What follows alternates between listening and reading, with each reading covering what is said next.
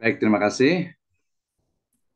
Bismillahirrahmanirrahim. Assalamualaikum warahmatullahi wabarakatuh. Waalaikumsalam warahmatullahi wabarakatuh. Alhamdulillahirabbil alamin. Wassalatu wassalamu ala asrafil anbiya'i wal mursalin habibana wa nabiyyana wa sayyidana wa maulana Muhammadin sallallahu alaihi wasallam wa ala alihi wa ashabihi wa man tabi'ahum bi ihsanin ila yaumiddin. Wa ba'd. Qala Allah Ta'ala fi kitabihil karim. A'udzu billahi minasyaitonir rajim. Bismillahirrahmanirrahim. Ya ayyuhalladzina amanu kutiba alaikumusiyam kama kutiba alal ladzina min qablikum la'allakum tattaqun.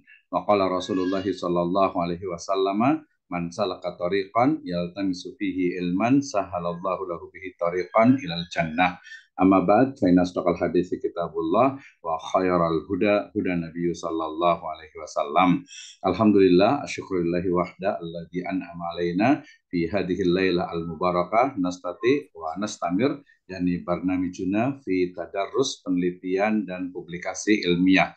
Wa wasalnal laila fi hadhihi laila ila liqa yakni asani wal muhadir insyaallah Dr. Muhammad Tang min Makassar. So first, let's thank to our God, Allah Subhanahu wa Ta'ala, is Lord of the world, and peace and praise to be constant to the true idol, Muhammad Sallallahu Alaihi Wasallam, to his family, to his friends, also to all followers until to the dawn day. Okay, ladies and gentlemen, brother and sister, thank you very much for your attention. Actually, this is the second session for our program on Ramadan with IUCRSS and State Sirajul Falah, Universitas Muhammadiyah Baru, and also Sekolah Tinggi Agama Islam Al-Furqan Makassar. Terima kasih atas kehadirannya Ibu dan Bapak sekalian. Ya, ini adalah program untuk tadarus penelitian dan publikasi ilmiah kerjasama antara IUCSRS, ya, Indonesian University Consortium on Religion and Social Studies, juga bersama dengan Sekolah Tinggi Ilmu Tarbiyah State Sirajul Falah Bogor, kemudian Universitas Muhammadiyah Baru, kemudian juga Sekolah Tinggi Agama Islam Al-Furqan, dan beberapa kampus yang lainnya sebenarnya saya belum dimuat, ya. Baik, pada malam hari ini adalah di pertemuan yang kedua, ya. Hari ini kita akan kehadiran pembicara yang sangat luar biasa, yaitu Bapak Dr. Muhammad Tang.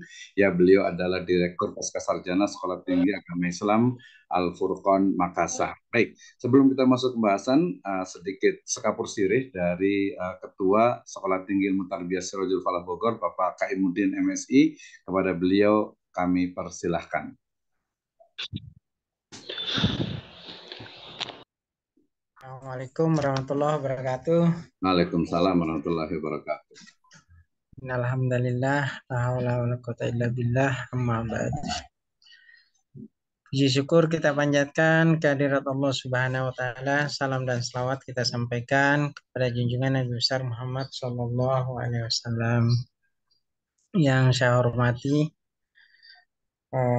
pembicara kita malam ini yang luar biasa ini, dari Direktur Pasca, ya, STAI Al-Furqan Makassar. Ya, ini luar biasa kerjasama dengan Pak Dr. Misno ini yang memfasilitasi kita semuanya. Insya Allah ini sangat bermanfaat. Mungkin ke depannya akan kita lebih sering gitu ya, ya tukar-tukar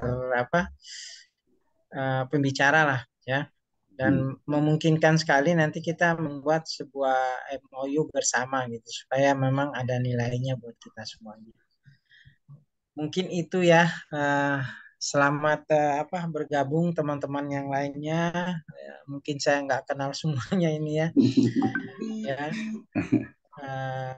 Mudah-mudahan lah ini bermanfaat, bukan hanya di Ramadan nanti Pak Dokter ya. Ya, betul. Mudah-mudahan kita nanti ada acara rutinan lah misalnya. Kayak pengajian lah, pengajian Ya, rutinan lah. betul. Mungkin ada mingguan atau mungkin kita bikin bulanan lah. Jadi kita tukar-tukaran pembicaranya, atau mungkin bisa paralel gitu. Ya, betul. Ya, mungkin itu. Makasih banyak. insya Allah ini sangat bermanfaat buat kita semuanya. Assalamualaikum warahmatullahi wabarakatuh. Waalaikumsalam warahmatullahi wabarakatuh. Terima kasih untuk Bapak Ketua Steve Fala, Bapak KMUD MSI.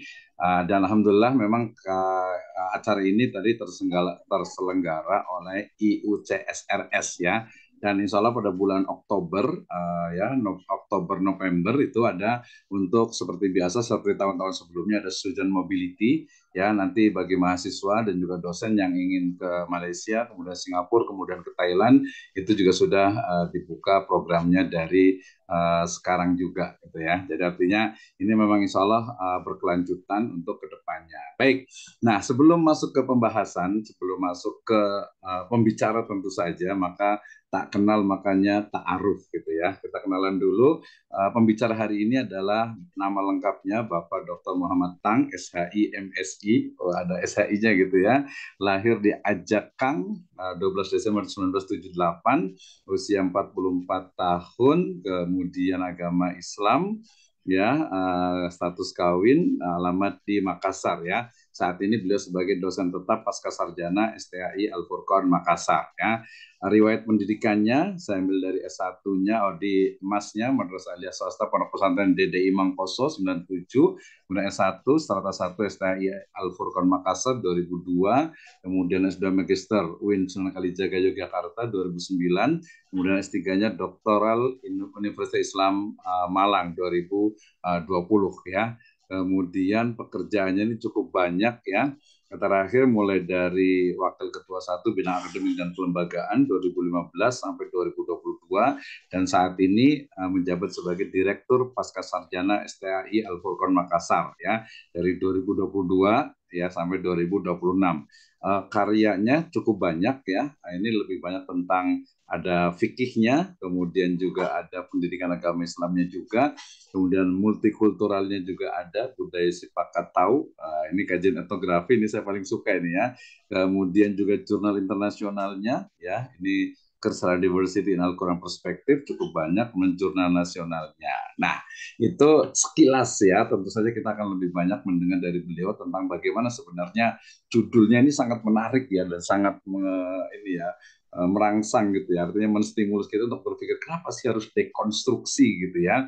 Awalnya saya pikir ini dekonstruksi dari kuantitatif karena trennya itu dari kuantitatif kemudian dari positivisme, dari positivisme ke positivisme, kemudian ke Islamic research, ini kayaknya perlu didekonstruksi. Makanya soalnya ini pertemuannya bukan hanya satu kali ya, tetapi nanti ada dekonstruksi untuk penelitian kualitatif, data kualitatif, dan mungkin nanti next bisa ke dekonstruksi juga untuk yang kuantitatif. Baik, menghemat waktu, saya persilakan kepada Bapak Dr. Muhammad Tang untuk memberikan presentasinya lebih kurang dalam 30 sampai 45 menit. Tafadhol, mangga, silakan.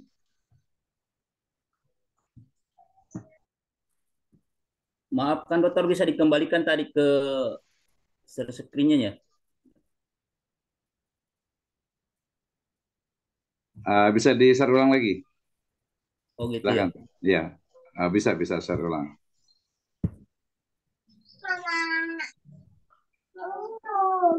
Ya, oke.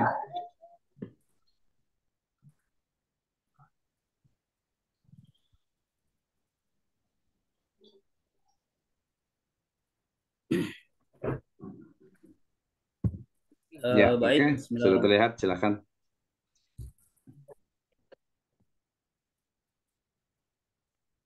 Baik, bismillahirrahmanirrahim. Assalamualaikum warahmatullahi wabarakatuh. Waalaikumsalam warahmatullahi wabarakatuh. Alhamdulillah, alhamdulillahilladzi ja'ala iman fi sadr isan. Asyhadu an la ilaha illallah wahdahu la syarika lah wa asyhadu anna Muhammadan abduhu wa rasulullah. Allahumma shalli ala sayyidina Muhammadin wa ala alihi wa ashabihi ajma'in, amma ba'd. Terdengar kan dokter ya? Cukup jelas. Ya, jelas.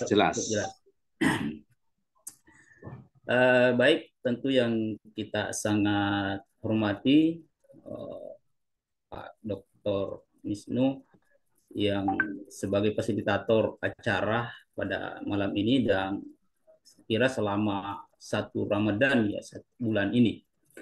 Kemudian yang hormat tadi Pak Ketua. Alhamdulillah luar biasa Pak Ketua ini pada malam ini meluangkan waktunya.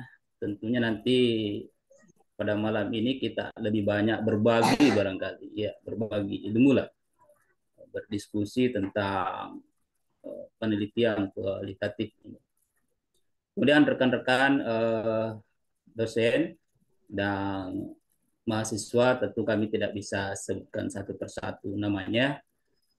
Mudah-mudahan insya Allah pada bulan ini Ramadan ya tentu berlipat ganda lah pahalanya ini. Dalam satu majelis ilmu ya, dalam satu riwayat ya, 70 ribuan malaikat akan turun berselawat kepada kita. Mudah-mudahan bisa konsisten ini, dan insya Allah nanti ya mudah-mudahan turun Lailatul Qadar ya, sementara kita tadarus ini. Mudah-mudahan. Luar biasa ini kalau kita tadarus ilmuwan kemudian Lailatul Qadar turun, luar biasa ini Pak Wisnu ya. Ya, mudah-mudahan bisa kita konsisten istiqomah ini. Rekan sekalian,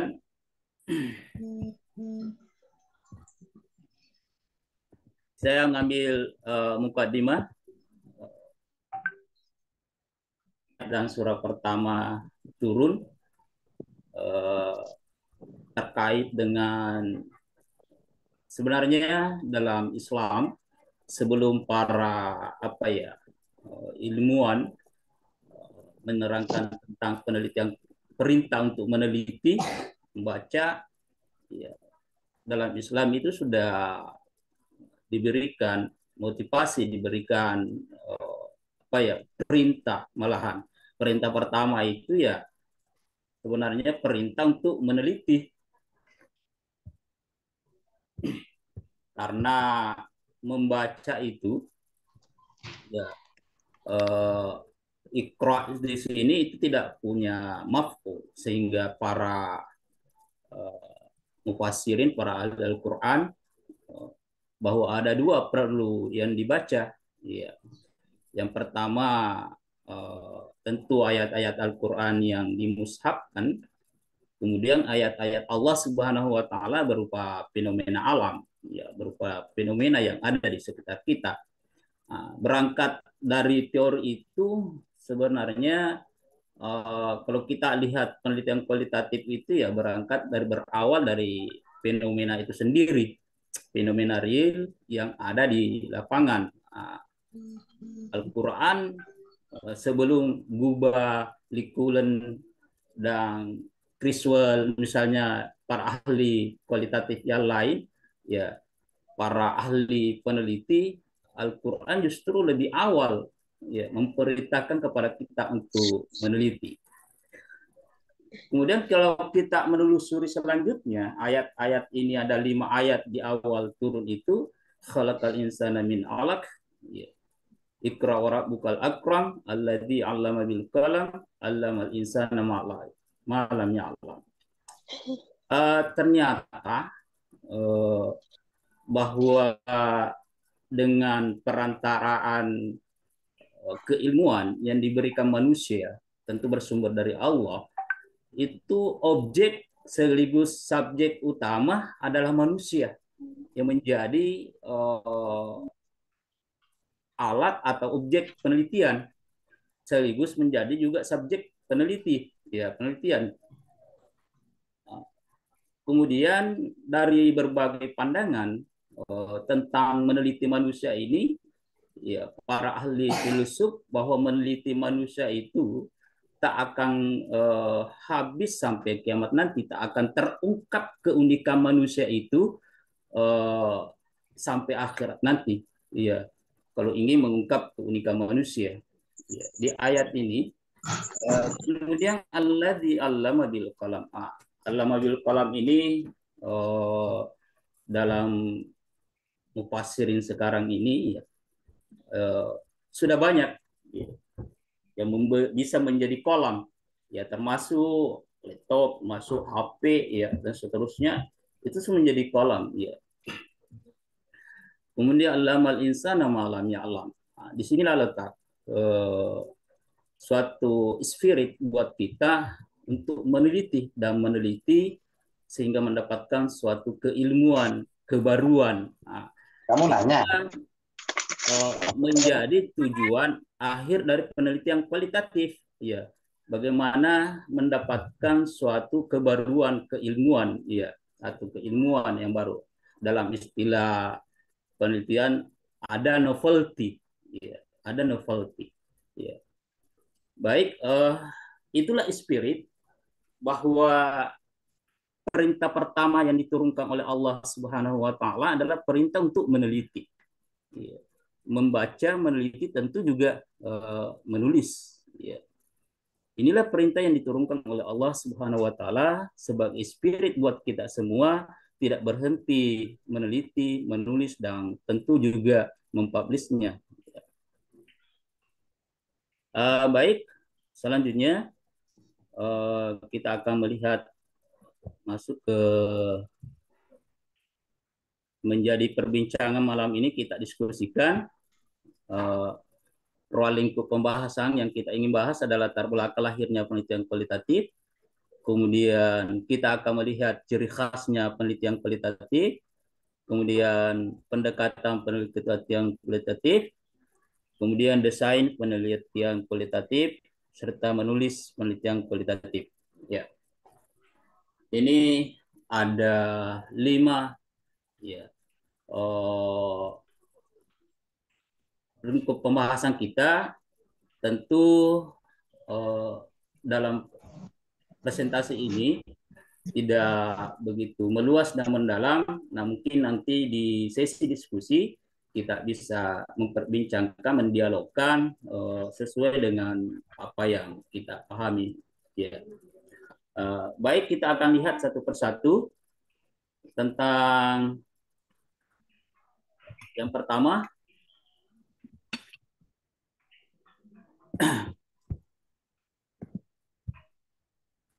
Ya, bahwa latar belakang lahirnya penelitian kualitatif, ya, itu berawal dari, tentu kalau kita ulas lebih jauh ya spesifik dan filosofisnya, saya tidak bahas lagi bagaimana lahir dari ilmu filsafat karena sudah kemarin malam itu sudah dibahas oleh Pak Wisnu, filsafat penelitian.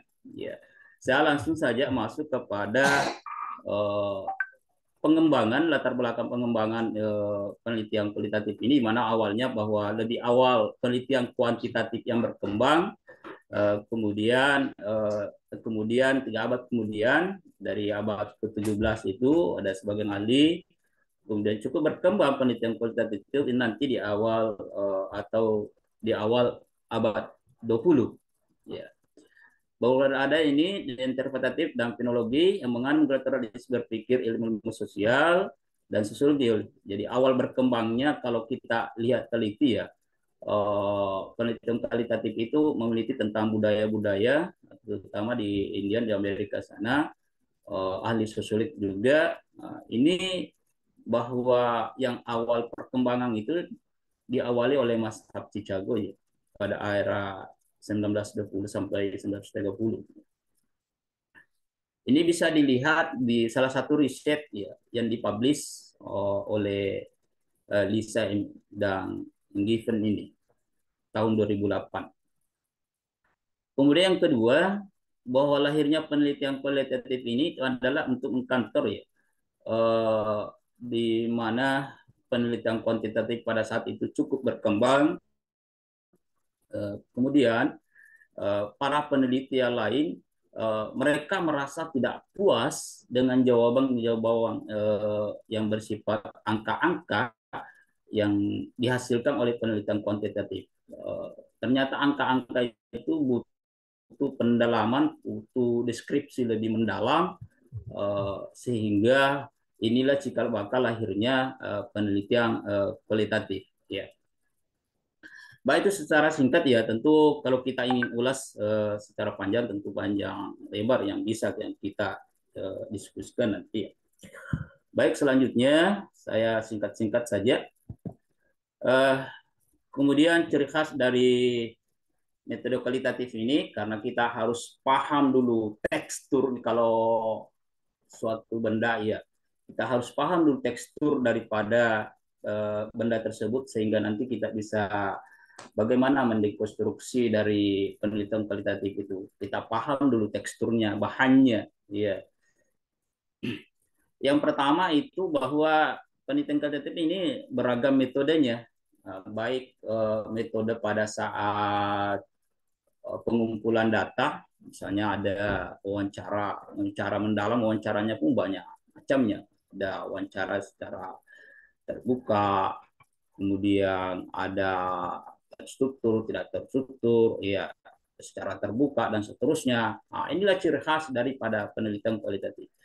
Tapi kalau kita ingin lebih mendalam ada namanya wawancara atau in-depth interview ya.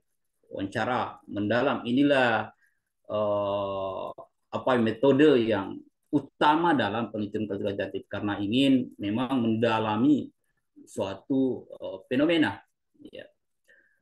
Kemudian ciri khasnya yang lain adalah induktif ke deduktif. Induktif itu berangkat dari fenomena yang ada di latar, ya, di latar atau di lapangan, di lapang, di lokus penelitian. Harus mengangkat dari dalam, ya, fenomena-fenomena real yang terjadi di lapangan, kemudian akan diungkap secara umum. Kemudian selanjutnya yaitu pemaknaan partisipan. Maksud di sini adalah bahwa peneliti kualitatif itu menyingkirkan pemahamannya itu sendiri, tapi harus justru mengungkap itu dari partisipan, ya, dari subjek penelitian, harus menggali lebih dalam, ya, bukan pemikirannya, bukan mindsetnya yang dibawa ke lapangan, tapi harus mengungkap suatu fenomena itu dari partisipan itu sendiri. Nah, ini menggali lebih mendalam dari partisipan, bukan dari mindset yang dia bawa sebagai peneliti ke lapangan. Ya. Kemudian selanjutnya ciri khas dari penelitian kualitatif itu adalah refleksivitas, ya. Bahwa akhir atau di akhir penelitian ya, sudah mendapatkan misalnya hasil penelitian, maka perlu ada refleksivitas, mengungkap, mengulas kembali, ya, dalam istilah yang lain adalah harus ada pengecekan keabsahan data, ya, untuk mengecek kembali. Istilah yang terkenal itu misalnya metode triangulasi data, ya, baik sumbernya, metodenya, kemudian waktu penelitiannya itu harus menjadi refleksi, ya, menjadi perenungan secara mendalam tentang valid atau sahnya data yang telah kita kumpul, yang telah kita alih. Ini ya, tentu kutip ini dari Chris, ya, tentang desain penelitian kualitatif. Baik, selanjutnya kita akan melihat, setelah melihat ciri khas, melihat karakter khusus dari penelitian kualitatif ini, kita akan melihat lebih lanjut. Ya, katanya. Ya, Pak Dokter. Baik, pendekatan yang apalagi banyak kalau kita lihat bukunya Creswell, ya, karena saya ini idola saya dalam penelitian. Ada 5 pendekatan yang secara umum dalam penelitian kualitatif itu, bahwa ada naratif, kemudian ada fenomenologi, kemudian ada etnografi, ada studi kasus, kemudian ada grounded teori. Naratif ini bagaimana meneliti pengalaman individu, kemudian kalau fenomenologi itu meneliti pengalaman beberapa kelompok orang, ya, yang memiliki kesamaan pengalaman, Ya, itu bedanya naratif ke naratif individu, kemudian fenomenologi beberapa kelompok beberapa orang yang memiliki kesamaan. Ya. Kemudian etnografi khusus meneliti jika kita ingin mendeskripsikan suatu budaya masyarakat, ya sama. Kemudian studi kasus ini khusus hal-hal tertentu ya ingin teliti. Kemudian ada grounded teori tadi. Grounded teori ini adalah kita berusaha keluar dari tempat pendekatan tadi itu, kita ingin mendapatkan suatu teori yang baru. Ya, kita berusaha mendapatkan suatu teori yang baru. Biasanya ini sudah para ahli ingin ahli, apalagi kalau penelitian independen lah, para ahli lah, ya untuk mendapatkan suatu teori yang baru. Baik, selanjutnya pendekatan itu. Lalu pertanyaan selanjutnya, bagaimana memulai penelitian kualitatif? Ya, apa langkah-langkah yang perlu kita lakukan dalam meneliti kualitatif? Ya, tentu penelitian kualitatif ini adalah fenomena berangkat dari fenomena di lapang, ya, di lokus penelitian. Ya. Kemudian yang kedua, setelah berangkat fenomena, melihat fenomena itu, tentu kita akan mengidentifikasi masalah yang ada. Setelah mengidentifikasi ini, kita akan merumuskan masalah tersebut. Ya, dalam tentu kalau secara teoritisnya, kalau dalam rumus masalah itu atau fokus penelitian itu dalam bentuk-bentuk pertanyaan. Kemudian menentukan teori yang maksud di sana adalah teori yang relevan. Teori yang relevan itu adalah untuk membedah sebagai pedoman kita fokus atau rumusan masalah yang terbentuk, ya, teori-teori yang digunakan. Kemudian dari teori itu bagaimana langkah-langkah kita di lapangan, tentu butuh metode penelitian. Tentu butuh metode penelitian. Nah, metode penelitian ini tadi pendekatan-pendekatan yang digunakan juga sudah dijelaskan, sudah tidak rinci lagi. Selanjutnya sudah memiliki metode, tentu kita akan menulis laporan hasil penelitian. Ya, akhir daripada penelitian kualitatif itu, saya kira juga ya, yaitu menulis laporan hasil penelitian. Inilah 4 langkah utama. Ya, kalau kita ingin bedah lagi itu ya mungkin bisa menjadi 8, cuma saya ini merangkum menjadi 4 langkah dalam penelitian kualitatif. Ya. Sehingga kalau kita ingin simpulkan dari ingin kita susun dekonstruksi dari penelitian kualitatif itu, maka tergambar ya berikut denah atau gambar yang kami rangkum dalam satu lembar ini. Ya, ini adalah salah satu penelitian kualitatif yang pernah kami laksanakan, yaitu pendidikan struktural dan budaya sektoral. Bagaimana konstruksinya atau bagaimana desainnya? Ya, yang pertama itu bahwa ini adalah jenis, kita tentukan dulu jenis penelitian dan pendekatannya, kemudian ya kualitatif. Setelah ada tema itu kemudian turun ke lokus penelitian, ada desa ya. Kemudian kehadiran peneliti, tentu penelitian kualitatif itu adalah key instrumen, ya, instrumen kunci. Jadi peneliti kualitatif itu adalah instrumen kunci. Ya. Kemudian penetapan subjek penelitian ini ada beberapa, itu ada ya, ada purposive sampling, ada snowball ya sampling. Kemudian teknik pengumpulan datanya.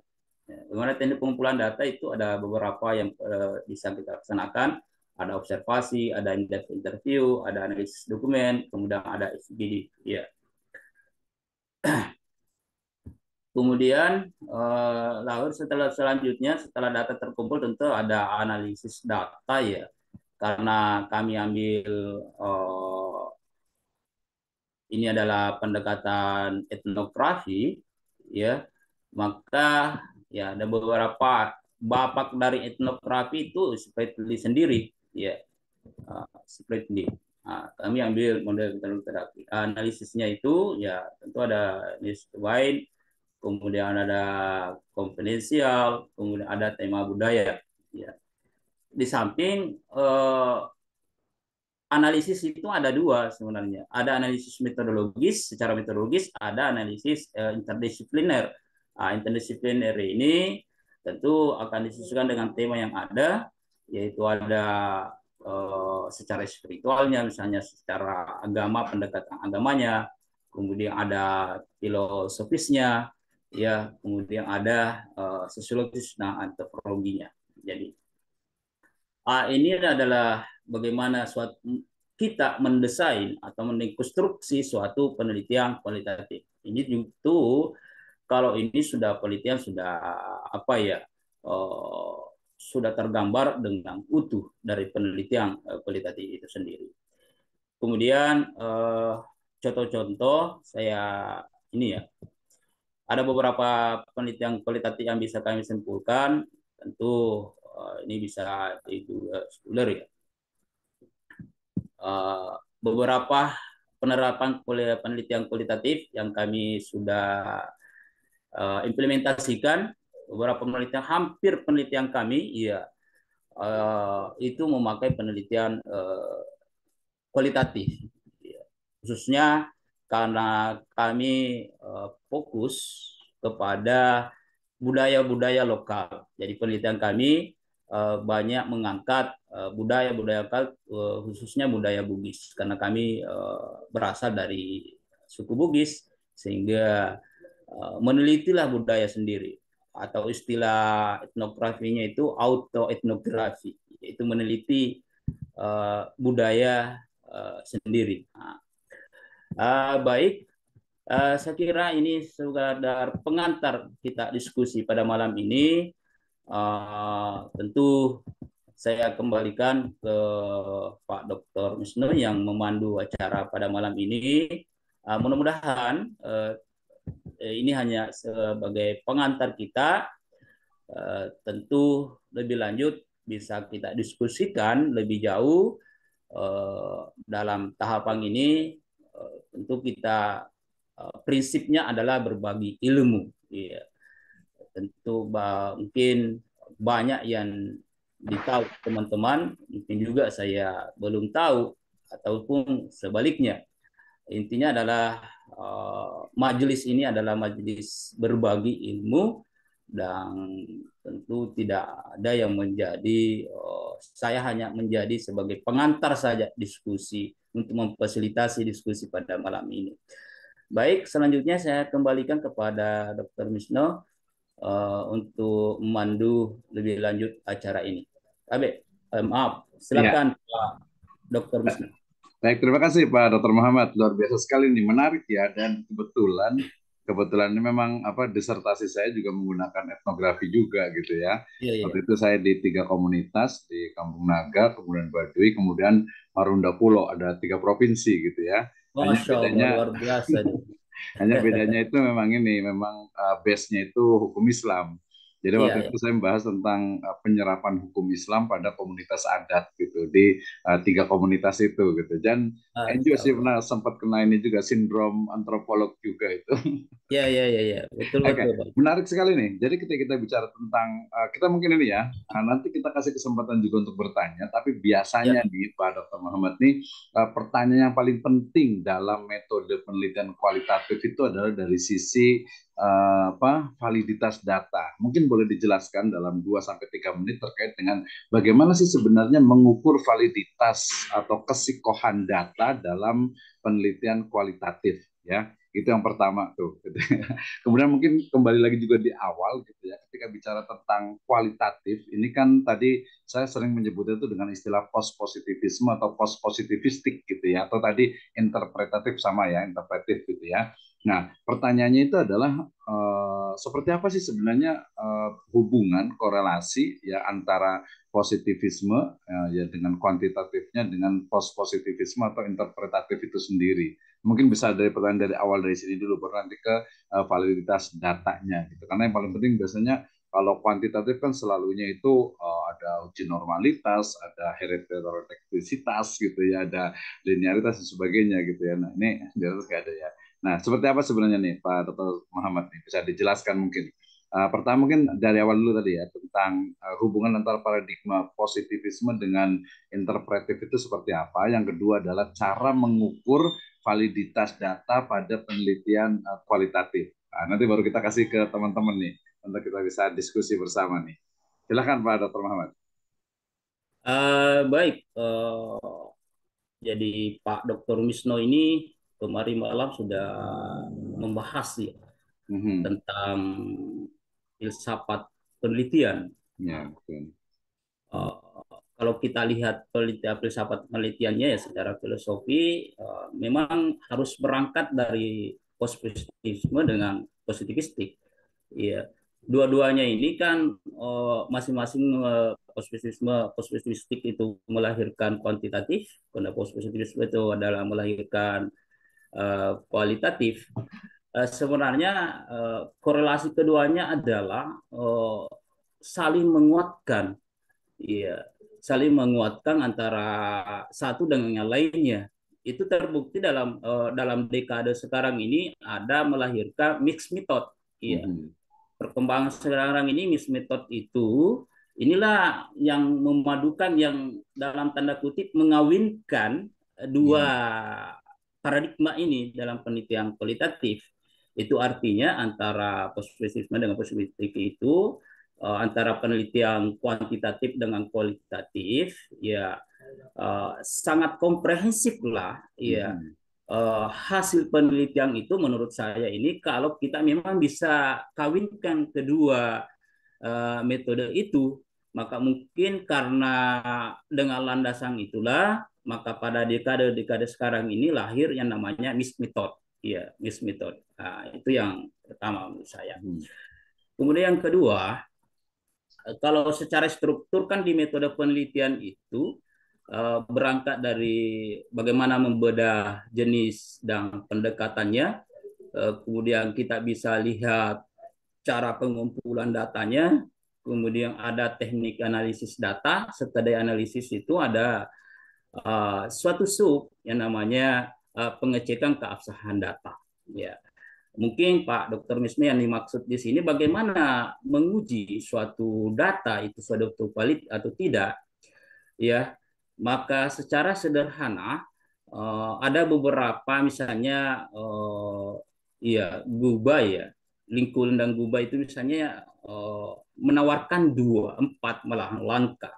Ya, ada 4 langkah itu termasuk langkahnya adalah yang pertama bagaimana yang pertama itu secara teknisnya bagaimana memperpanjang, misalnya kalau dianggap data yang kita dapatkan itu belum jenuh, belum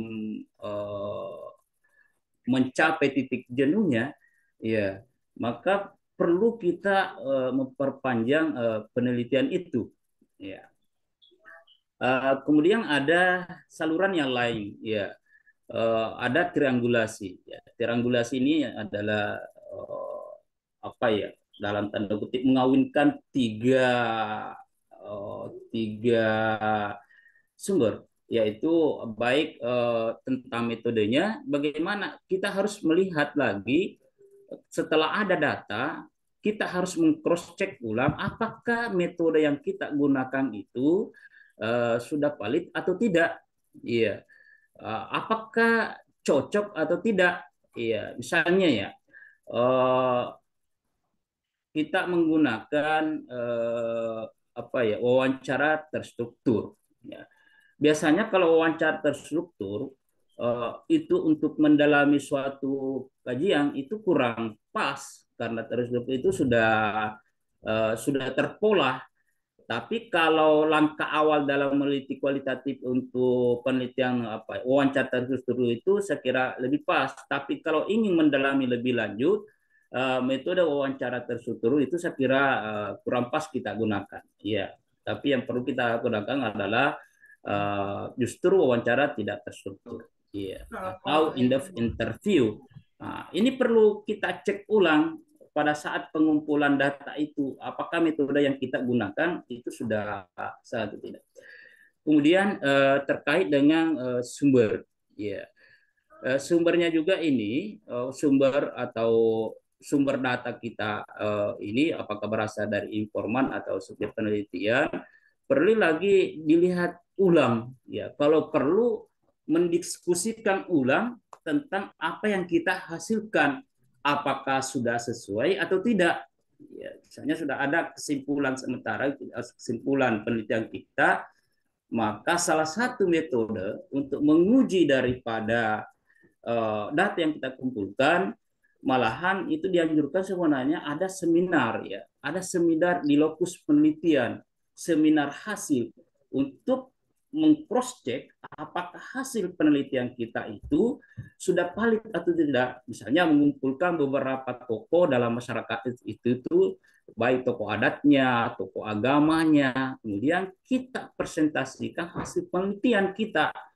Apakah karena kalau sudah terkumpul beberapa tokoh, kemudian tokoh tersebut mengakui ya keabsahan data, mengakui kesimpulan apa yang kita buat, maka tentu itu adalah sangat valid, ya, karena sudah dipresentasikan, sudah disampaikan ke beberapa tokoh, ya. Ini saya kira walaupun secara teoritis sebenarnya itu ada, tapi masih jarang kayaknya peneliti, ya, mengadakan seminar lokal, maksudnya seminar khusus di lokus penelitian. Yang ada seminarnya justru di kampus. Tapi sebenarnya sebelum seminar di kampus, ya mestinya harus ada seminar dulu di lokus penelitian atau di tempat penelitian kita. Kalau sudah tokoh masyarakat mengakui di situ, saya kira itu sangat valid menurut saya. Iya, data-data yang kita kumpulkan. Walaupun secara teoritis sebenarnya kita pelajari di kampus, tapi masih jarang yang implementasikan. Yang kami kemarin lakukan, ya termasuk kami sebenarnya kemarin tidak juga lakukan, tapi yang kami lakukan kemarin langsung meng-cross check ke tokoh-tokoh masyarakat satu persatu. Ya, itu satu persatu tokoh masyarakat kami datangi bahwa begini yang kami dapatkan dan seterusnya, apakah sesuai pandangan itu dan seterusnya. Itu yang kami lakukan kemarin, tapi kami tidak sempat juga melakukan seminar secara di lokal itu. Baik, Pak Dokter, itu mungkin yang bisa ya. Terima kasih Pak Dokter, luar biasa. Ya. Mudah-mudahan teman-teman ini paham ya. Jadi Pak Dokter Muhammad Tang ini berbicara tentang, sedang membahas tentang etnografi ya. Jadi etnografi itu adalah penelitian. Sebenarnya tadi perkembangan terbaru juga, misalnya dengan adanya virtual etnografi atau netnografi, itu tidak terbatas hanya masyarakat adat saja. Ya, bahkan kita bisa meneliti misalnya komunitas di Starbucks misalnya gitu ya. Kayak gimana sih konsumen Starbucks itu sebenarnya, itu juga sebenarnya bisa menggunakan etnografi gitu ya. Dan kemudian juga kemarin saya sempat ikut beberapa kali tentang riset juga netnografi, jadi virtual etnografi. Jadi melihat bagaimana sih sebenarnya misalnya nih ya, kita mau meneliti tentang di sini nih komunitas yang ikut Zoom ini, apakah ada yang betul-betul serius gitu ya. Pak Ketua kita serius banget nih kan lihatnya gitu kan ya. Beberapa Muslim juga serius gitu, tapi ada yang bari rebahan, dari ngopi gitu kan ada tuh. Nah ini menarik nih gitu ya. Jadi kualitatif juga terus berkembang. Tapi kita kasih kesempatan dulu ya Pak Dr. Muhammad Tang ya untuk teman-teman yang mau bertanya nih. Kayaknya Pak Muslim juga mau bertanya. Yang lainnya kita persilahkan dulu nih ya untuk kita mungkin ada Pak Mulis, saya lihat itu Pak Dokter. Pak Mulis. Ya, silakan boleh raise hand atau langsung juga buka mic-nya, boleh open kameranya juga, silakan. Boleh langsung bertanya. Kalau agak sulit boleh di chat room juga. Silakan. Pak Mukhlis silakan boleh langsung dibuka ininya untuk mic-nya ya, mic-nya boleh dibuka dan mungkin langsung boleh ini. Biasanya paling rajin banyak nih ya, ada Pak Suherman juga gitu ya. Jadi ini juga menarik nih Pak Muhammad Tang, sambil menunggu ya. Nanti silakan langsung open mic saja ya. Oh, Pak Mukhlis dulu nih, silakan. Jadi mic-nya boleh dibuka dulu. Ya, karena kalau bicara kualitatif nih banyak sekali yang harus dibahas ini sebenarnya. Silakan Pak Mukhlis dulu atau Pak Eko dulu nih. Kayaknya Pak Mukhlis boleh buka dulu, silahkan mic-nya, nanti baru Pak Eko. Bisa? Atau kita ke Pak Eko dulu ya, Pak Mukhlis sebentar ya. Silahkan Pak Eko, ada yang mau ditanyakan terkait dengan metode kualitatif, silahkan. Singkat padat. Assalamualaikum warahmatullahi wabarakatuh. Waalaikumsalam warahmatullahi wabarakatuh. Dokter yang terhormat, terima kasih atas waktunya. Mungkin saya agak nyeleneh dikit. Ya, boleh, itu apa-apa. Ya, ketika saya bertanya kepada seseorang, kemudian dia menjawab, tempat ini banyak jinnya, kata dia gitu. Tempat ini angker dan banyak jinnya. Kemudian kita ingin membuktikan kebenaran kalimat itu apakah benar atau tidak. Sehingga tergerak hati untuk mengadakan penelitian untuk membuktikan omongan seseorang itu. Nah, kalau ini terjadi, Pak Dokter, apa yang harus dilakukan? Apakah penelitiannya kuantitatif atau kualitatif? Itu yang pertama. Kemudian yang kedua, saya pernah baca ada satu kalimat bahwa bumi ini beratnya adalah sekian ton gitu ya. Sehingga terpikir oleh saya bagaimana untuk membuktikan kebenaran ini. Nah, untuk membuktikan ini kan harus diadakan penelitian. Jadi bagaimana caranya untuk membuktikan kebenaran omongan orang itu yang menyatakan bahwa bumi ini beratnya adalah sekian ton. Terima kasih Pak Dokter, mungkin agak nyeleneh, tapi saya ingin tahu jawabannya. Terima kasih. Terima kasih Pak Eko. Pak Eko Nafsur ini kayaknya udah lulus filsafat ilmu ini, jadi sudah tahu. Silakan langsung Pak Dr. Muhammad Tang nih. Kayak gimana nih tentang tadi sebenarnya mau ke pertanyaan saya juga tuh, bagaimana posisi dari kita sebutnya, saya nyebut dengan Islamic Research sebenarnya itu. Jadi penelitian berbasis agama. Silakan Pak Dr. Muhammad Tang. Baik, luar biasa pertanyaannya Pak Eko ini ya. Di lokal saya Pak, di sini ada namanya pepuk perakam. Iya. Ya semacam makhluk halus lah begitu. Sehingga terkadang dulu mahasiswa bertanya, Pak, bagaimana meneliti tentang itu?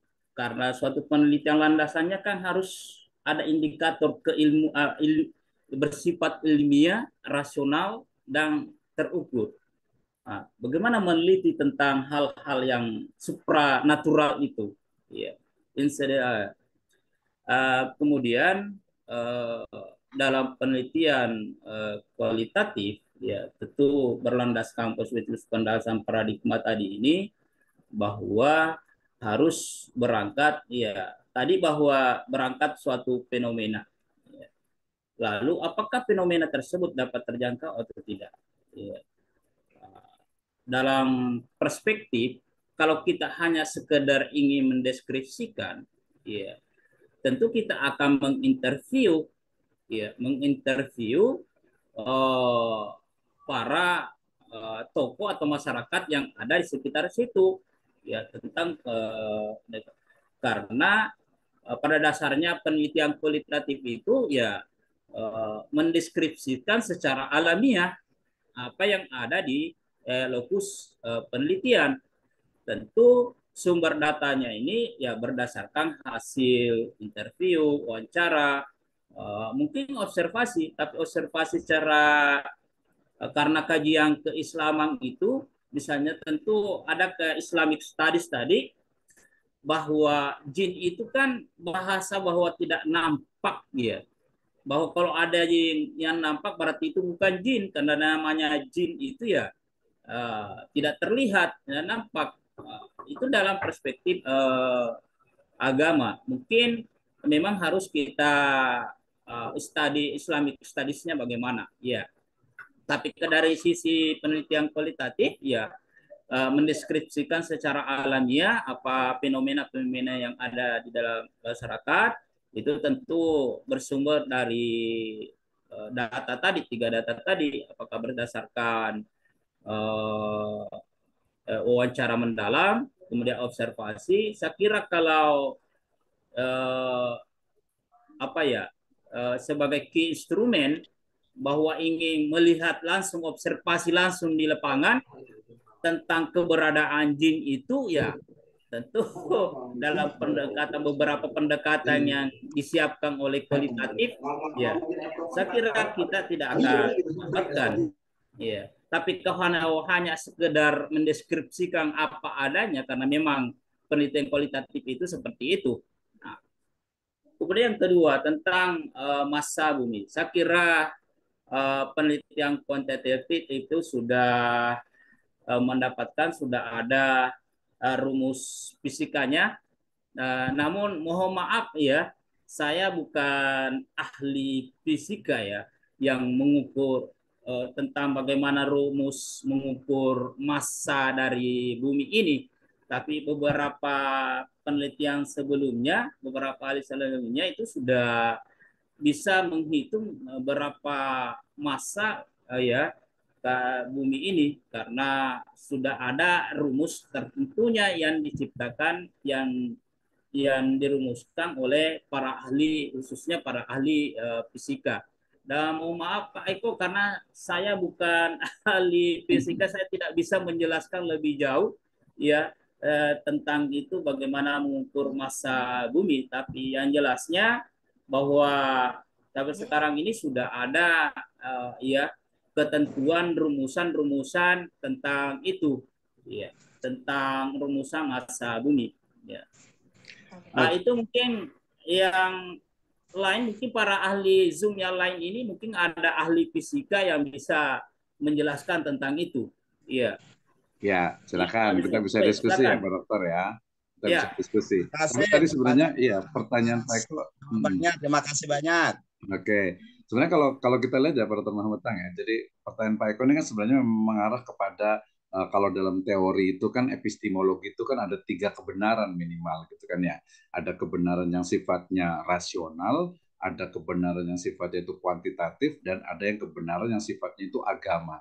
Nah, di sini justru kritik kalau tadi saya pikir dekonstruksi penelitian kualitatif dan juga kuantitatif itu adalah dengan Islamic research ya. Kenapa? Karena banyak sekali hal yang tidak bisa istilahnya itu diobservasi karena keterbatasan dari misalnya kuantitatif itu selalu dengan angka, kemudian keterbatasan dengan kualitatif itu subjektif ya. Dan keduanya itu saya selalu menyatakan menihilkan adanya agama, adanya keyakinan, adanya rasa, adanya hati bahkan gitu ya, sehingga kemudian ya agak berbeda ininya, ranah kebenaran itu berbeda. Nah, tinggal memang misalnya Profesor Dr. Amin Abdullah menulis tentang interkoneksi dari riset metodologi, bagaimana riset itu menggabungkan antara sosial dengan agama, itu juga sebenarnya salah satu dari usaha gitu ya, usaha. Saya izin sebentar dulu ya ke belakang Pak Dokter ya, silakan dulu ya. Ini saya izin dulu sebentar. Oke, siap. Nah, itu jadi Pak Eko ya. Jadi ini masuk ke dalam kajian tentang epistemologi di mana sebenarnya yang namanya agama gitu ya, itu memang standar ukurannya dalam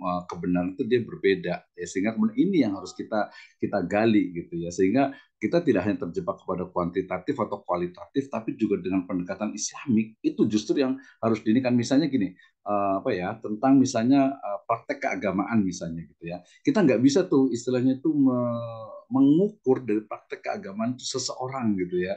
Nah, kenapa? Karena rasa itu kadang sulit untuk diinikan. Mungkin kalau kualitatif dia hanya mampu untuk mendeskripsikan dari ketika seseorang itu mungkin beribadah, kemudian dia merasakan misalnya kenikmatan, dia merasakan misalnya itu apa dekat dengan Allah Subhanahu Wa Taala. Nah, itu adalah kualitatif hanya sampai di sana mendeskripsikan. Tapi agama, nah itu yang tugas kita bersama. Jadi tadi kalau sebenarnya apa? Jawabannya mudah, gampang gitu ya. Jawaban pertama itu adalah terkait dengan pendekatan agama, kuantitatif tidak bisa menjawab, kemudian kualitatif jawabannya itu adalah dari subjek orang-orang yang memang mengalaminya. Sementara agama jelas menjawab al-haqqu min rabbika fala takunanna minal mumtarin. Ya, itu yang pertama tuh. Nah, tinggal tugas kita adalah apakah semua bagian dari agama itu dirasionalkan atau disaintifikkan atau tidak. Ini ada beberapa pendapat gitu ya. Nah, yang kedua tadi kalau terkait dengan istilahnya itu apa untuk ukuran tadi yang fisika betul sekali itu juga mudah saja. Dengan teori berarti kita kan paham dalam filsafat ilmu itu, epistemologi itu bahwa kebenaran sebuah riset itu tidak mutlak ya. Jadi tadi kalau disebutkan berat bumi itu sama juga dengan perkiraan ya jarak antara bumi dengan bulan. Ya, jadi kebenaran itu kebenaran yang tidak mutlak gitu ya, tapi mendekati sebuah kebenaran.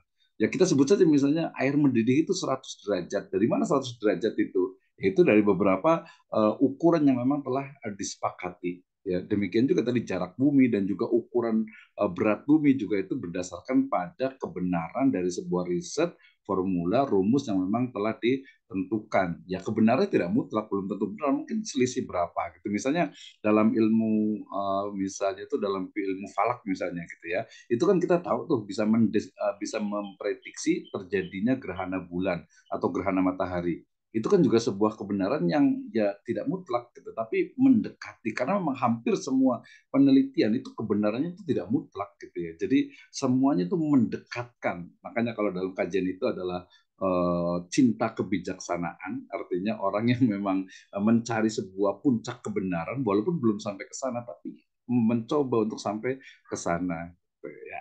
Oke, ini kayaknya waktu kita agak sampai jam ini ya. Ini masih panjang sekali nih Pak Dr. Muhammad Tang ya terkait dengan apa? Terkait dengan kualitatif tadi termasuk juga yang modern sekarang. Sebenarnya ada satu terakhir pertanyaan dari saya Pak Muhammad Tang. Ini kan tren dari kualitatif gitu ya. Sekarang itu bukan hanya sesuatu yang gini. Jadi stigma di masyarakat itu di dunia akademik kualitatif gitu doang gitu ya. Akhirnya beberapa ahli dalam kualitatif menggunakan software. Ya diantaranya adalah ada Atlas TI ya, kemudian juga ada InVivo itu untuk standar. Jadi gini, kalau ada kampus besar di Surabaya itu, kampus besar swasta, jadi ketika seorang mahasiswa menggunakan metode penelitian kualitatif, maka ketika akan mendapatkan nilai A, wajib menggunakan software. Jadi bukan hanya tadi yang sifatnya itu manual, menggunakan software. Nah, kita lihat untuk komentarnya, kita kasih, mudah-mudahan ini tidak mati Zoom-nya, karena tadi kayak saya set itu jam 10, saya kan Pak Ustadz Muslim dari STI Al-Furqan Makassar.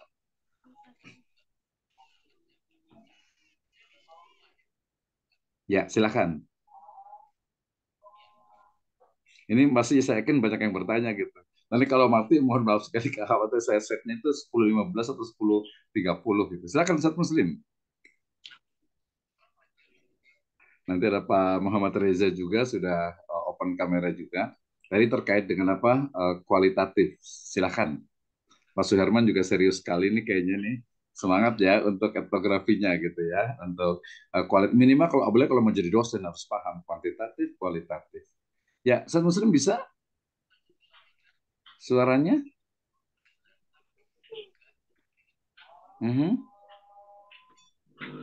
Silakan. Atau kita ini dulu yang lain dulu nih, ada dari Ciamis jauh-jauh nih Pak Daryaman mau bertanya, silakan. Nanti Pak Muslim mohon maaf ya, kita masih banyak waktu nanti ini kan lagi. Pak dari Pak Daryaman dulu silakan mau bertanya. Ya izin bertanya boleh Pak? Mangga, silakan. Ya terima kasih. Saya Daryaman dari UIN Ciamis. Izin bertanya, bagaimana? Saya itu orang kuantitatif Pak. Tapi ketika saya harus diminta menjelaskan data yang kualitatif, yang dari kuantitatif, saya mengalami kesulitan. Apakah ada strategi khususnya Pak untuk bisa menjelaskan data kuantitatif ke data kualitatif? Terima kasih Pak. Oke, luar biasa sekali pertanyaan ini. Pertanyaan yang saya tunggu-tunggu memang ini ya. Jadi orang kuantitatif kemudian bimbingannya kualitatif. Ini kadang kebalikannya juga nih, orang yang kualitatif banget gitu ya, membimbing yang kuantitatif kadang bingung gitu ya. Silakan Pak Dr. Muhammad Tang nih. Menjelaskan gimana nih orang kualitatif agar paham kualitatif nih. Silakan. Mic-nya, mic-nya Pak Dokter. Ya. Baik, terima kasih kepada dari Pak teman Daryaman dari Ciamis ya. Ya, betul. Bahwa beliau adalah ahli kuantitatif, ya. Kemudian bagaimana kalau ingin mendalami kualitatif? Saya kira dalam pengalaman saya bergaul, kalau orang ahli kuantitatif itu sangat mudah untuk apa ya? untuk mendalami kualitatif itu sendiri. Karena yang susah itu biasanya dari kualitatif ke kuantitatif. Iya. Kemudian kalau kita lihat historisnya ya memang yang pertama berkembang itu adalah penelitian kuantitatif, ya, penelitian kuantitatif. Karena para ahli merasa tidak puas dengan apa yang dihasilkan oleh penelitian kuantitatif, maka muncullah ide untuk mengembangkan metode yang lain yaitu penelitian kualitatif. Ya, lebih ingin mendeskripsikan lebih mendalam apa yang dihasilkan penelitian kuantitatif yang berupa angka-angka itu, ingin apa ya, menelitik lebih jauh di balik daripada angka itu. Misalnya, mengapa lahir angka seperti itu? Iya, apa dampak dan seterusnya? Ya, ingin menelitik ya. Ada istilah nomena. Iya, nomena itu adalah apa makna yang ada di nampak mata, apa di balik makna data yang ada, sehingga lahirlah nomena. Inti dari penelitian kualitatif itu sebenarnya ingin mencari nomena. Kalau yang nampak itu ya bukan secara mendalam, tapi penelitian kualitatif itu intinya adalah bagaimana mendapatkan nomena, sehingga dari nomena itu lahirlah yang namanya novelty. Iya, saya kira seperti itu tuh Pak Dokter. Oke, terima kasih ya. Tadi dari Pak Dartiaman di Ciamis ya. Jadi Ya, menarik sih terima kasih sebenarnya. Pak. Ya, Terima kasih. oke. Ya. Jadi kadang memang ini, kadang yang apalagi yang baru belajar metode penelitian nih, biasa itu kadang ini bingung ini kuantitatif atau kualitatif atau mix method gitu ya. Nah, kalau saya sebenarnya lebih melihat bahwa tergantung objeknya. Jadi Anda mau meneliti apa dan pilihan apa gitu kan ya. Jadi objek yang Anda teliti itu apa gitu kan. Ya mungkin satu objek itu bisa menggunakan kuantitatif, bisa menggunakan kualitatif, atau tadi tren terbaru itu memang menggunakan mix method atau metode kombinasi. Kenapa? Karena untuk mencari kebenaran yang paling dekat. Gitu. Mungkin nggak sampai kepada kebenaran, tapi yang paling mendekati. Gitu ya. Sebagai contoh misalnya begini, nggak saya selalu kasih contoh begini, kalau di dunia pendidikan ya, misalnya penyebab tawuran misalnya gitu ya. Jadi kenapa sih fenomena tawuran itu banyak terjadi gitu kan ya? Di misalnya kita sebut saja SMK lah ya, tawuran gitu. Nah, kan berarti kita bisa lihat nih, bisa pakai kuantitatif juga bisa, misalnya pengaruh pendidikan, kemudian juga teman terhadap tingkat misalnya untuk tawuran misalnya gitu kan, berarti dia harus ada to generalize, berarti dia populasinya banyak, kemudian sampelnya itu terbatas, itu kan kuantitatif jelas tuh. Jadi nanti kalau Pak Suherman meneliti itu kalau bisa 2 sekolahan nih, kalau SMA, kalau di S2 ini gitu ya, jangan satu sekolahan. Jadi populasinya itu harus banyak baru kita ngambil sampel. Tadi tentang tawuran. Kemudian kalau kualitatif gampang. Kalau kualitatif karena dia tidak bisa mengeneralize, maka kita hanya ngambil mungkin hanya 5 atau 10 siswa, kemudian kita pakai observasi mendalam, kemudian pakai deep in-depth interview, kemudian juga juga dengan dokumentasi dan sebagainya, kita akan menemukan bahwa ternyata case-nya itu dari 5 itu adalah penyebab dari tawuran, minat mengapa melakukan tawuran adalah begini-begini, tapi tidak bisa mengeneralize dari banyaknya siswa yang lainnya.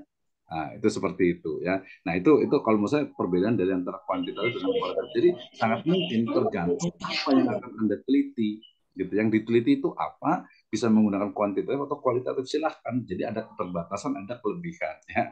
Nah, itu ya, jadi Pak Daryaman jangan khawatir gitu. Jadi pertama sebenarnya memang paradigmanya, makanya di awal ketika bicara tentang explanatory sekuensial dengan exploratory sekuensial, selalunya Profesor Masugion awalnya harusnya itu nggak bisa ya, paradigma positivistik dengan interpretif nggak bisa disatukan, tapi dengan perkembangan baru sekarang ya oke, karena itu adalah satu tool yang bisa mendekatkan kepada sebuah kebenaran. Nah, untuk contoh-contohnya kayaknya nanti kita akan masih ada banyak sesi, mudah-mudahan Pak Dr. Muhammad Tang juga nggak sekali ini, boleh kita lanjut lagi untuk Senin atau Rabu depan untuk lebih detail ya, terutama tadi mungkin yang terbaru.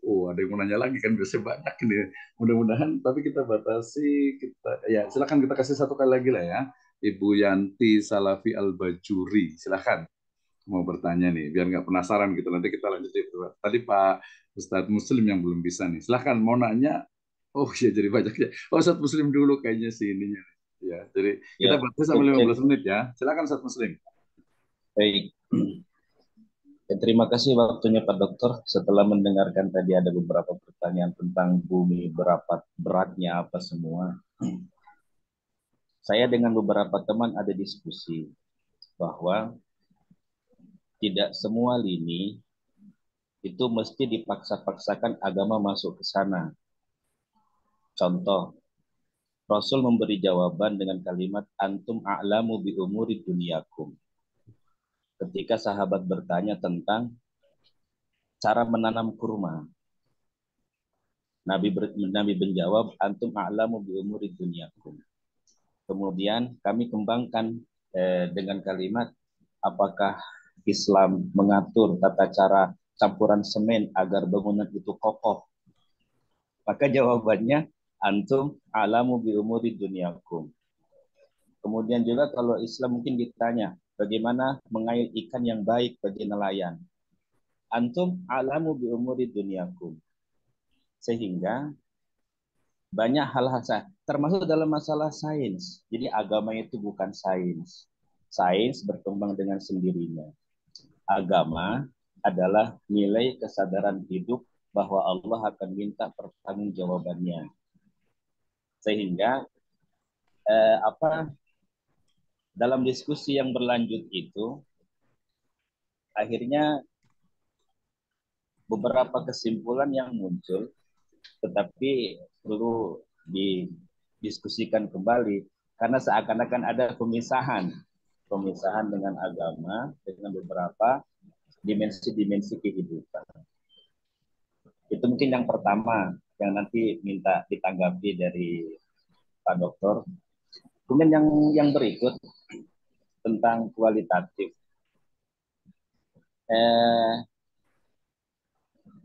Saya ada ikut pelatihan cara membuat judul yang eye-catching. Eye-catching itu langsung menangkap mata.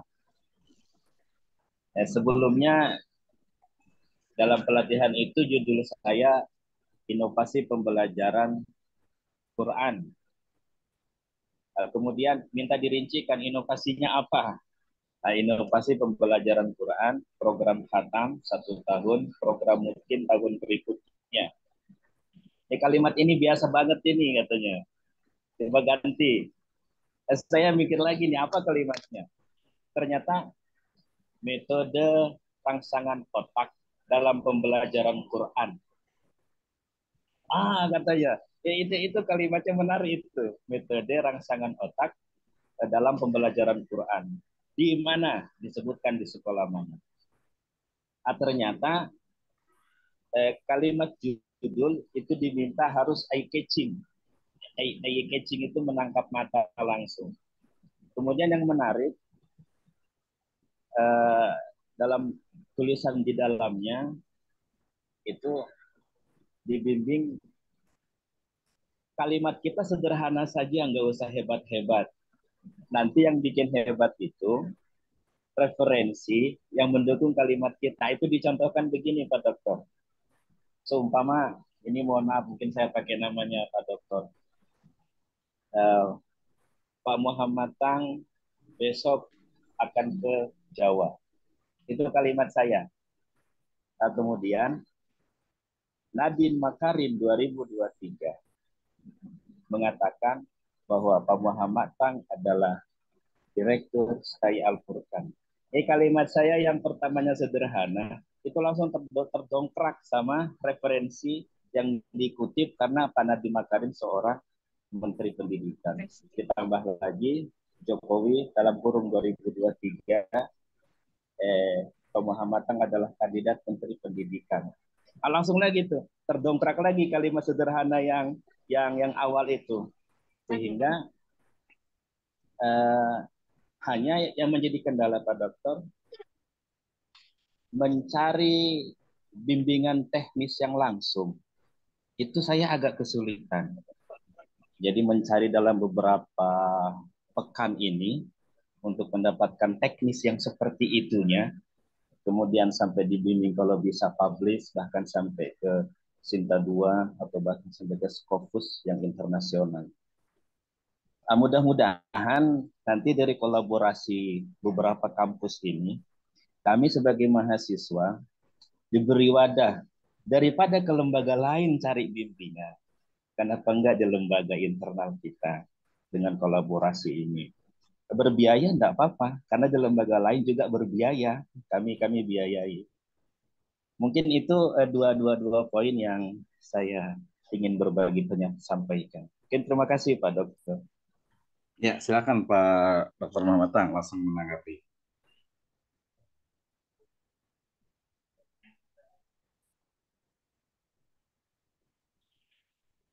Baik, langsung saya Pak Dr. Musno. Ya, boleh langsung. Nanti saya sedikit mungkin. Baik, ya luar biasa komentar sekaligus mungkin pertanyaan ya. Ini mahasiswa tercerdas saya ini Pak Dr. Musno. Masya Allah, luar biasa. Dan paling ulet orangnya. Paling rajin dia. Iya. Baik, kalau dalam pendekatan agama tentu ada hal-hal yang hanya dengan pendekatan iman yang bisa dekati, misalnya keberadaan malaikat, iya, tentu sama tadi dalam jin, tentu tidak bisa dengan pendekatan kualitatif dengan kuantitatif, karena dalam Islamic Studies itu ada berupa supranatural dengan pendekatan keimanan. Ya. Kalau masalah dunia ini tadi antum a'lamu bi umuri dunyakum itu justru itu bisa lebih lanjut diteliti. Ya. Bisa lebih lanjut diteliti seperti misalnya bagaimana posisi tadi kurma yang dikawinkan dengan tidak. Kenapa mesti lebih banyak buahnya yang dikawinkan dengan tidak? Ya. Dengan hasil perkembangan keilmuan sekarang ini, ya setelah diteliti, ya ternyata serbuk sari dari bunga itu, ya kalau tidak ada usaha ya untuk mengawinkan itu bisa